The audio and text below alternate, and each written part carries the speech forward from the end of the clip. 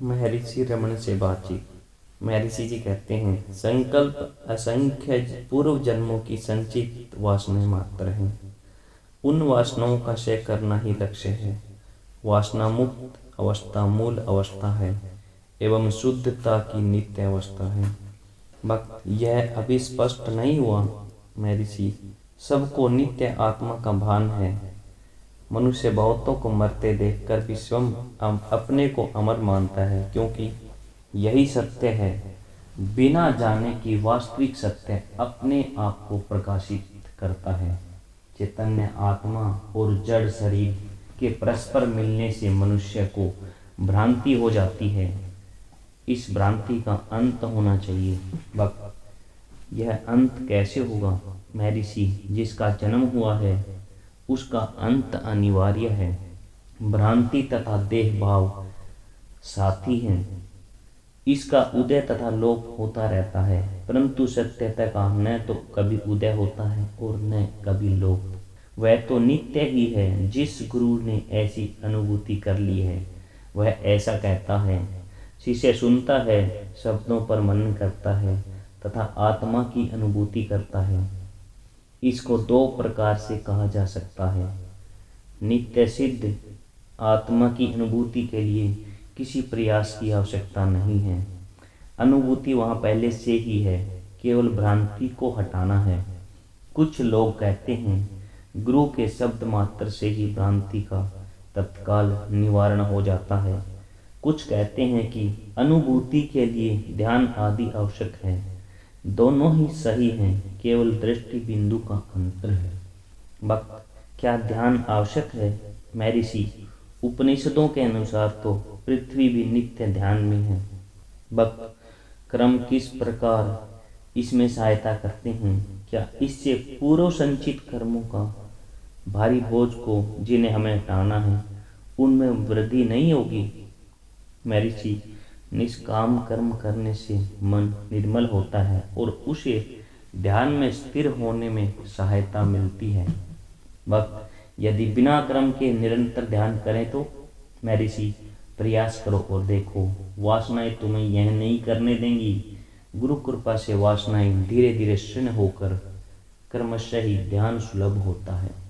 एक अमेरिका के एक रसायन शास्त्री हैं जो पिछले 20 वर्ष से वेदांत में रुचि ले रहे हैं। अब भारत आने पर महर्षि के दर्शनार्थ आए हैं। उन्होंने प्रश्न किया है, अभ्यास कैसा किया जाए?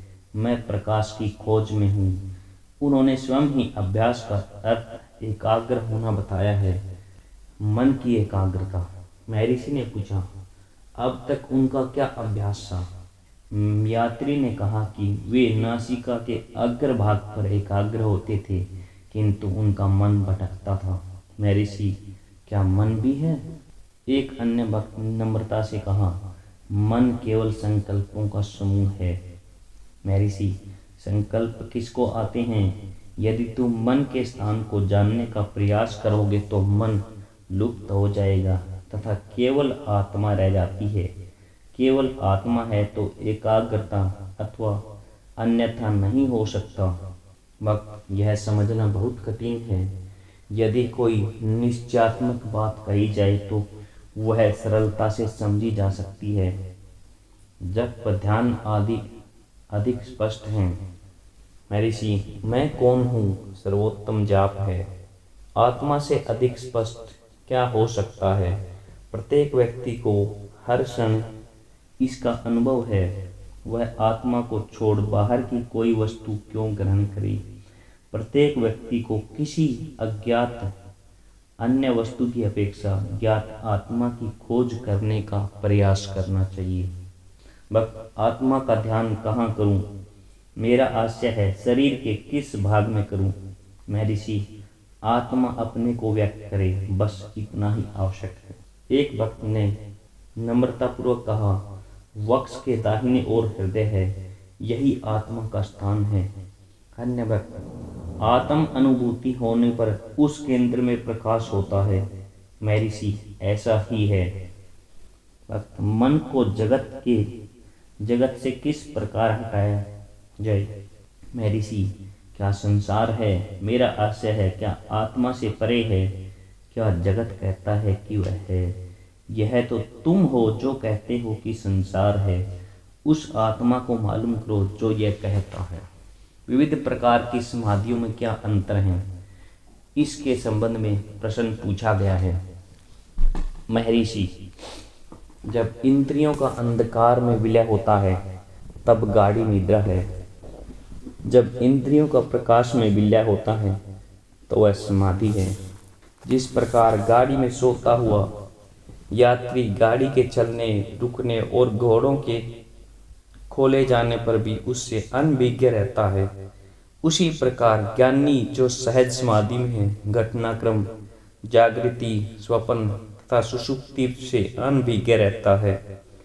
इस उदाहरण में निद्रा घोड़ों के खुलने के समान है तथा समाधि घोड़ों के विश्राम के समान है, क्योंकि इंद्रियां कर्म करने को उसी प्रकार प्रस्तुत करती जिस प्रकार के विश्राम के बाद घोड़े चलने को तत्पर रहते हैं। समाधि में सिर नीचे नहीं झुकता, क्योंकि निष्क्रिय होते हुए इंद्रियां विद्यमान रहती हैं, जबकि निद्रा में सिर नीचे झुक जाता है, क्योंकि इंद्रियां अंधकार में विलीन हो जाती हैं। केवल्य समाधि में क्रियाएं प्राणधारक एवं मानसिक, जागृति, स्वप्न तथा सुषुप्ति विलीन मात्र होती हैं और समाधि से भिन्न अवस्था होते हुए भी पुनः प्रकट हो जाती हैं। सहज समाधि में प्राणधारक तथा मानसिक क्रिया एवं तीनों अवस्थाएं पूर्णतः नष्ट हो जाती हैं और फिर कभी भी पुनः प्रकट नहीं होती। यद्यपि अन्य व्यक्ति ज्ञानी को खाता, बात करता, चलता देखकर उसे क्रियाशील मानते हैं, परंतु वह स्वयं इन क्रियाओं से अनभिज्ञ रहता है, जबकि अन्य व्यक्तियों को उसकी सक्रियता का भान है। ये क्रियाएं उसकी देह की हैं, उसके स्वरूप की नहीं। जहाँ तक उसका संबंध है, वह सोते हुए उस यात्री अथवा उस बालक के समान है जिसे गहन निद्रा में बांधा डालकर दुग्ध पीना पान करा दिया जाता है, जिसे गहन निद्रा में बाधा डालकर दुग्ध पान करा दिया जाता है, जिसको उसे भान तक नहीं होता। अगले दिन बालक कहता है, मैंने दूध बिल्कुल नहीं पिया तथा मैं बिना उसके सो गया था। स्मरण कराने पर भी उसे विश्वास नहीं कराया जा सकता। सहज समाधि में भी ऐसा ही है। सुषुम्ना परालीन या सुषुम्ना तपो मार्ग का निर्देश करती है तथा परानाड़ी ज्ञान का मार्ग का निर्देश करती है। महर्षि ने कुछ भक्तों की कथाएं सुनाते हुए बताया कि श्री कृष्ण ने एक नाथ की 12 वर्ष तक सेवा की तथा पांडुरंग द्वारा किस प्रकार सक्कुबाई को ग्रह के कारागार से मुक्त कराकर पंढरपुर की यात्रा करने में सहायता की। श्री ग्रांड ट्रफ ने महर्षि जी से पूछा है, क्या किसी नेवले का आपसे कुछ संबंध है? महर्षि ने कहा, हाँ, आर्द्र तथा जयंती के अवसर पर मैं पर्वत पर स्कंद आश्रम में निवास करता था। नगर से बहुत से यात्री पर्वत पर चढ़कर आ रहे थे।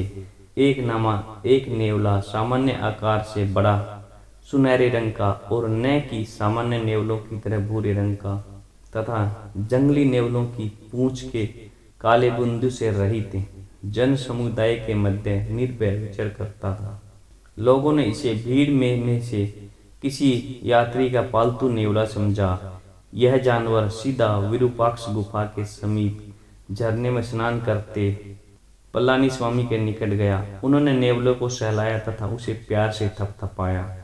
नेवला उसके साथ गुफा तक गया, कंदरा के प्रत्येक कोने कोने तथा स्थानों का निरीक्षण किया और तदुपरांत जन समुदाय के साथ स्कंद आश्रम तक आया।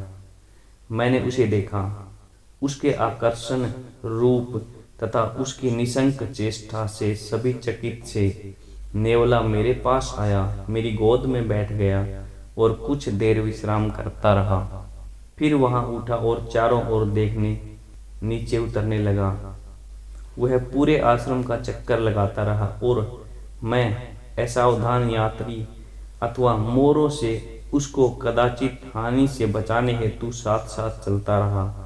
वहां के 2 मोर उसे उत्सुकता से देख रहे थे। किंतु नेवला एक जगह से दूसरी ओर अविचलित भाव से फिरता रहा तथा अंत में आश्रम की दक्षिण पूर्व चट्टानों में अदृश्य हो गया। उन्हीं महर्षि ने महर्षि से समृद्धि तथा इच्छा के समीप मुख्य आपसी संबंध के बारे में तथा उसका मन से क्या संबंध है उसके बारे में प्रश्न किया। महर्षि जी ने बताया, ये मन के कार्य हैं। मन अहंकार का परिणाम है तथा अहंकार आत्मा से उदय होता है।